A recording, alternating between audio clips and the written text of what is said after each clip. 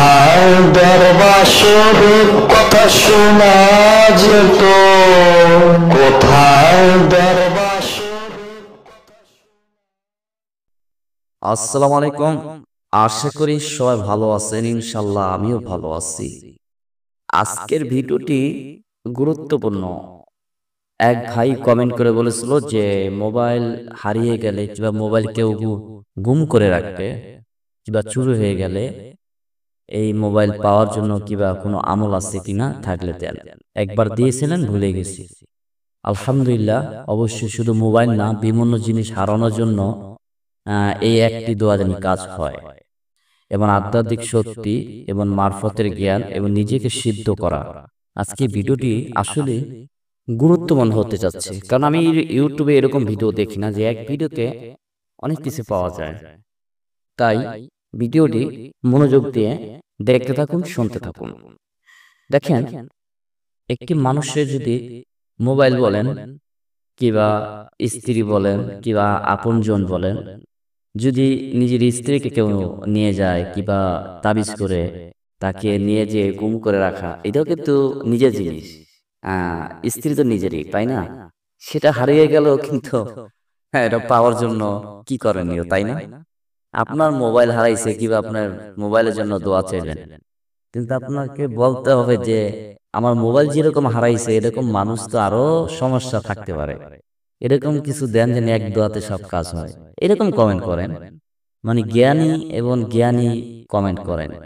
কারণ যারা আমার ভিডিও দেখেন তারা, আমি বলবো যে তারা জ্ঞানী। কারণ কেন বললাম? এই জন্য যে আমি যেরকম পথের প্রতীক, আমার ভিডিও তো তারাই দেখে, তাই না? অর্থাৎ আমি যেরকম আধ্যাত্মিক মারফত নিয়ে চলি, আমার ভক্ত আশেগান, আমার যেই চ্যানেলের দর্শক, তারাও তো আধ্যাত্মিক লাইন, মারফত লাইন নিয়ে চলে। না হলে তাহলে কি এই ভিডিও দেখে বলেন, তাই না? যাক, কমেন্টটি সুন্দর লাগলো, ভালো লাগলো। অনেক অনেক কমেন্ট করছিলেন, ভালো লাগলো। আবার অনেকে কমেন্ট করে বলছিলেন যে এমন দোয়া দেন, এবং আমি এই দোয়াটি, এরকম দোয়া জানি আধ্যাত্মিক মারফত জ্ঞান লাভ করা যায়, জ্ঞান লাভ করা যায়। বিভিন্ন আইটেমের কমেন্ট করা হয়। আলহামদুলিল্লাহ। দেখেন, আজকে শুরু করতেছি। আপনি যে কোনো কিছু হারিয়ে গেলে এটাকে খুঁজে পাওয়ার জন্য চেষ্টা করতে হবে। আর এই আমলটির বলার আগে নিজেকে সিদ্ধ পুরুষ আমলে কিভাবে কাজ হয়, অনেক আমল করি, অনেকে কাজ হয় না, বিস্তারিত এই ভিডিওতে আলোচনা করবো। কারণ আমার কথা নিত্য ভিডিও গুতায় গুতায় না দেখে এক ভিডিওতে সমাধান করে নিলে পরবর্তীতে যে আমলগুলো পাওয়া যায় সেই আমলগুলো কাজ করবে। আর আজকে একটি আমল নিলাম, কালকে একটি আমল নিলাম, কিন্তু কোনো আমলে কিন্তু কাজ হয় না। তো এরকম আমল নিয়ে আর এরকম ভিডিও দেখে আমার মনে হয় যে যুক্তি আসে না, তাই না? আর আমার ভিডিও দিকে থেকে যেমন আমল দিলাম, আমলে কাজ করতেছে না, কথার কথা। কেউ আর অনেকে কাজ করতেছে, 100-র মধ্যে 80% লোক কাজ করতেছে, আর 20% মিস যাইতেছে। যাদের নিজের, যারা কিন্তু কুমন্তব্য করবো, তাই না? কুমন্তব্য কারণ কিন্তু আমার খারাপ লাগে না। আমাকে কমেন্ট করে নাই যে আমার এই কাজ হয় না। আমার গাইজ পর্যন্ত যারাই কমেন্ট করছে তারাই কম হোক আর বেশি হোক ফল লাভ করছে। দেখেন, একটি মানুষের দোয়া এবং তাদের এসএম এলএম, এই কাজ হয় কোন টাইমে জানেন? যখন তার মুখ বাক্য সিদ্ধি হয়, আর নিজে অনেক আছে সিদ্ধ। কি সিদ্ধ?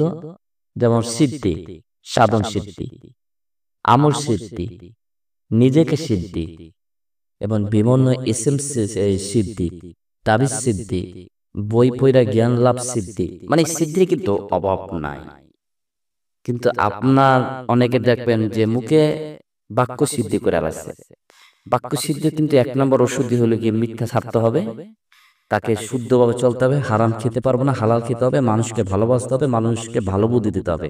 অর্থাৎ এই মুখ দিয়ে যা কিছু করবেন সব ভালো কিছু করতে হবে, ভালো কিছু বলতে হবে। তাহলেই বাক্য শুদ্ধ একদিন নিজে নিজে হয়ে যায়, কোনো দোয়া কালাম পড়তে হয় না, এমনি নিজেই ভালো কাজে ভালো লাভ পাওয়া যায়। বুঝতে পারছেন?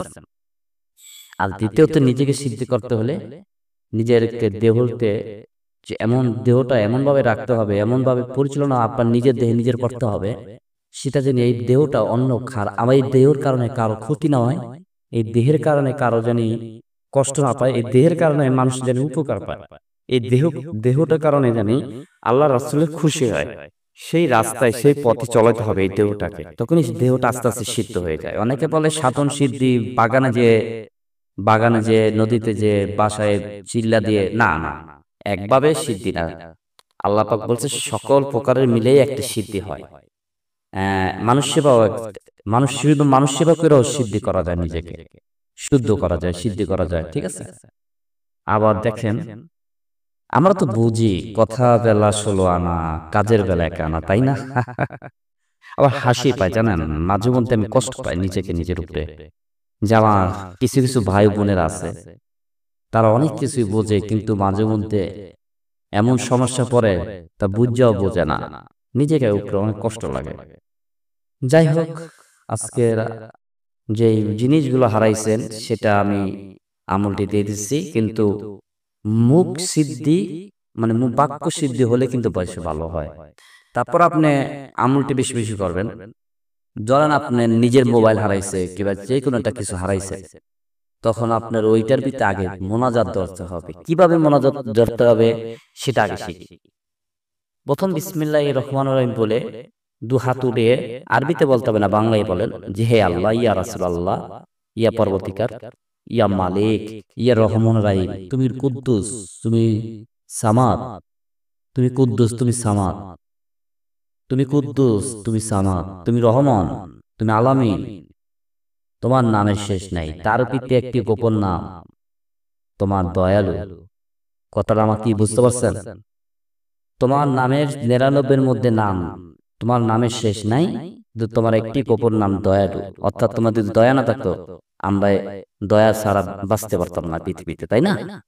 সেই নামটি বলে এবার বলতে হবে লা ইলাহা ইল্লা আনতা সুবহানাকা ইন্নী কুনতু মিনাজ জালিমিন। অর্থাৎ এটা লেগে বিপদ রক্ষা করা, মানে বিপদ থেকে উদ্ধার পাওয়া। লা ইলাহা ইল্লা আনতা সুবহানাকা ইন্নী কুনতু মিনাজ জালিমিন এর কি বিপদ থেকে রক্ষা পাওয়া, সবাই জানেন। এবার বলতে হবে ইন্না লিল্লাহি, ইন্না লিল্লাহি ওয়া ইন্না ইলাইহি রাজিউন। ইন্না লিল্লাহি ওয়া ইন্না ইলাইহি রাজিউন, ওয়া ইন্না ইলাইহি রাজিউন পড়বেন না, বলতে হবে ইন্না লিল্লাহি, ইন্না লিল্লাহি।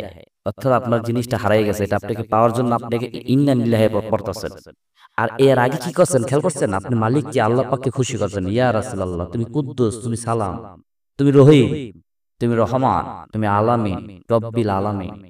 তোমার একটি 99 নামের ভিতরে এই নামটি সব থেকে গোপন নাম, দয়ালু। সেই নামের গুণে লা ইলাহা ইল্লা আনতা সুবহানাকা ইন্নী কুনতু মিনাজ জালিমিন। অর্থাৎ তুমি আল্লাহ পাক এই দোয়ার কারণে, ইনিস নবীর এই দোয়ার কারণে তুমি বিপদ উদ্ধার করো উসিলাতে। বিপদ উদ্ধার করা মালিক আল্লাহ, কিন্তু তুমি লা ইলাহা ইল্লা আনতা সুবহানাকা ইন্নী কুনতু মিনাজ জালিমিন, অর্থাৎ তুমি ইনিস নবীর এই দোয়ার তার উপরে নাজির করে এই তার উসিলা এই দোয়াতে তুমি বিপদ উদ্ধার করো। ইন্না লিল্লাহি, অর্থাৎ আমার হারানো জিনিস তুমি মালিক আমাকে পাই দিও। যদি আমার হালাল টাকা হয়ে থাকে, সত্য টাকা হয়ে থাকে, মালিক রহমত চাই, দয়া চাই, প্রাণ চাই, আল্লাহর ওলিকে উসিলায়। ও ভাই ও বোনেরা, দেখেন আমি আজকে আপনাকে যেভাবে পার্ট টু পার্ট বুঝিয়ে এলেমগুলো দিয়ে দিলাম, আমি জানি না এরকম আপনাকে সুন্দরভাবে এত বুঝিয়ে দেবো, সবাই বুঝিয়ে দেয়, কিন্তু বাক্য সিদ্ধি না হলে অনেকে কাজ হয় না। কিন্তু আমি আজকে যেভাবে দিছি, দেখবেন আপনি এই কথা মুখ বাক্য সিদ্ধি না থাকলেও আল্লাহ পাক শুনে ফেলবে, যদি আপনার ভিতরে যদি প্রেম ভালোবাসা থাকে।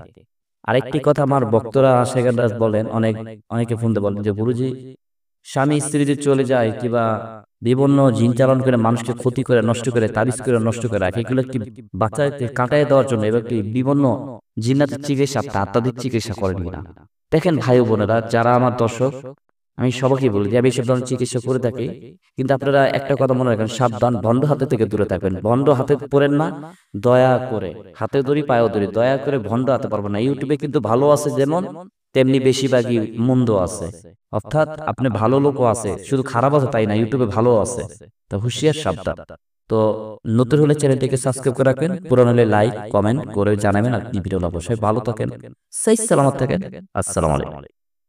আমাদের ভিডিওটি ভালো লাগলে অবশ্যই চ্যানেলটিকে সাবস্ক্রাইব করে রাখুন, পাশে বেল আইকনটি ক্লিক করে দিন ও আমাদের নতুন আপডেট ভিডিও পেয়ে যাবেন।